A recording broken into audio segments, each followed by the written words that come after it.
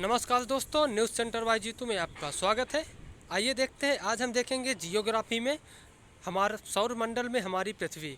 तो सौर मंडल से संबंधित आज सभी महत्वपूर्ण क्वेश्चन, ये क्वेश्चन आपके लिए यूपीपीसीएस और यूपीआरओ और यूपीएससी जैसे एग्जाम के लिए मोस्ट इम्पॉर्टेंट है। तो देखते हैं सबसे पहले क्वेश्चन नंबर 1, निम्नलिखित में से कौन से खगोलीय पिंड है? तो सूर्य, पृथ्वी, चंद्रमा, उल्का पिंड, ये इस चारों ही खगोलीय पिंड है। तो इसका सही ऑप्शन होगा ऑप्शन डी, उपर्युक्त सभी। तो इसका सही ऑप्शन है ऑप्शन डी, उपर्युक्त सही। याद रखिएगा, चारों ही खगोलीय पिंड है। देख लीजिए इसकी व्याख्या, सूर्य, चंद्रमा, पृथ्वी, उल्का पिंड वे सभी वस्तुएं जो रात के समय आसमान में चमकती हैं खगोलीय पिंड कहलाती हैं। ये इसकी परिभाषा है, इस कारण से ये सभी खगोलीय पिंड हैं। क्वेश्चन नंबर 2 देख लेते हैं, किन खगोलीय पिंडों को तारा कहते हैं? तो किन खगोलीय पिंडों को तारा कहते हैं? तो इसका सही आंसर होगा ऑप्शन बी, जिनके पास अपनी ऊष्मा तथा प्रकाश होता है।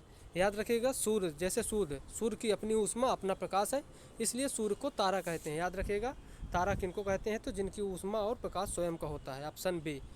अगला क्वेश्चन देख लेते हैं, क्वेश्चन नंबर 3, तारों के विभिन्न समूहों के द्वारा बनाई गई विविध आकृतियाँ क्या कहलाती हैं? तो तारों के विविध समूहों द्वारा तारों के विभिन्न समूहों के द्वारा बनाई गई विविध आकृतियाँ क्या कहलाती हैं? तो ये ऑप्शन डी, नक्षत्र मंडल कहलाती हैं। ये भी याद रखिएगा, नक्षत्र मंडल, ऑप्शन डी। इसको व्याख्या आप देख लीजिएगा, रात में आसमान की ओर देखते समय तारों के विभिन्न समूहों के द्वारा बनाई गई आकृतियाँ दिखाई देती हैं, जिन्हें नक्षत्र मंडल कहते हैं। अगला क्वेश्चन देख लेते हैं, अंतरिक्ष से संबंधित अर्सा मेजर या बिग बियर का संबंध किससे है? तो इसका संबंध किससे है? तो ये नक्षत्र मंडल से है, ऑप्शन बी इसका सही आंसर है। याद रखिएगा, नक्षत्र मंडल से है। क्वेश्चन नंबर 5 देख लेते हैं, किन खगोलीय पिंडों को ग्रह कहा जाता है? तो किन खगोलीय पिंडों को ग्रह कहा जाता है? इसका सही ऑप्शन है ऑप्शन सी, जिनके पास अपनी ऊष्मा प्रकाश नहीं होता तथा जो तारों के प्रकाश से प्रकाशित होते हैं। तो ग्रहों की ये परिभाषा है, याद रखिएगा, ये भी काफ़ी इंपॉर्टेंट है।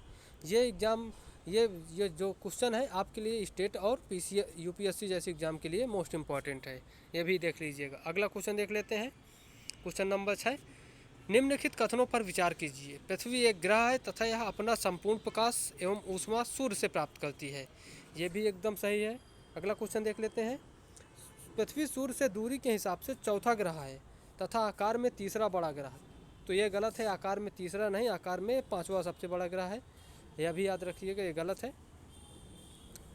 तो दूसरा गलत है, पहला सही है, तो ऑप्शन ए इसका सही आंसर है। अगला क्वेश्चन देख लेते हैं, क्वेश्चन नंबर 7, सूर्य से बढ़ती हुई दूरी के आधार पर ग्रहों का सही क्रम कौन है? तो बुध, शुक्र, पृथ्वी, मंगल। तो याद रखिएगा, ऑप्शन डी इसका सही आंसर है, बुध, शुक्र, पृथ्वी, मंगल। अगला पूरा और आपको इसको देख लीजिए व्याख्या में कि बुध, शुक्र, पृथ्वी, मंगल, बृहस्पति, शनि, अरुण, वरुण, यम। तो ये इसके सभी ग्रह हैं। 8 नंबर देख लेते हैं, दिए गए ग्रहों में से कौन से आंतरिक ग्रह हैं? तो जो याद रखिएगा, जो भी क्षुद्र ग्रह पट्टी के अंदर हैं वो सारे ही आंतरिक ग्रह हैं, जैसे कि बुध है, शुक्र है, मंगल है और बृहस्पति है कि नहीं ये देख लेते हैं। तो ऑप्शन इसका बी सही है, अर्थात इसका बृहस्पति नहीं है, क्योंकि बृहस्पति ये इससे जो भी क्षुद्र ग्रह पट्टी है उससे बात का ग्रह है। तो 1, 2, 3 ऑप्शन बी इसका सही आंसर है। क्वेश्चन नंबर 9 देख लेते हैं, दिए गए ग्रहों में से कौन से बाह्य ग्रह हैं? तो बाह्य ग्रह कौन है? तो याद रखिएगा, सभी होने चाहिए, ऑप्शन डी इसका सही आंसर है, क्योंकि ये बृहस्पति, शनि, अरुण, वरुण, यम है, सारे ही ग्रह बाह्य ग्रह हैं। ये भी याद रखिएगा, ऑप्शन डी इसका सही आंसर है। क्वेश्चन नंबर 10 देख लेते हैं, दिए गए कथन एवं कारण पर विचार कीजिए। बुध का सूर्य के चारों ओर परिक्रमण काल सौर मंडल के सभी ग्रहों में सबसे कम है। कारण देख लेते हैं, बुध सूर्य के सबसे नज़दीक का ग्रह है। तो ये इसकी सही व्याख्या करता है, क्योंकि बुध सबसे अधिक नज़दीक का ग्रह है, तो ऑप्शन ए इसका सही आंसर है। अगला क्वेश्चन देख लेते हैं, तो अगला क्वेश्चन हम बाद में देखते हैं अगले वीडियो में। ओके दोस्तों, थैंक यू, बाय।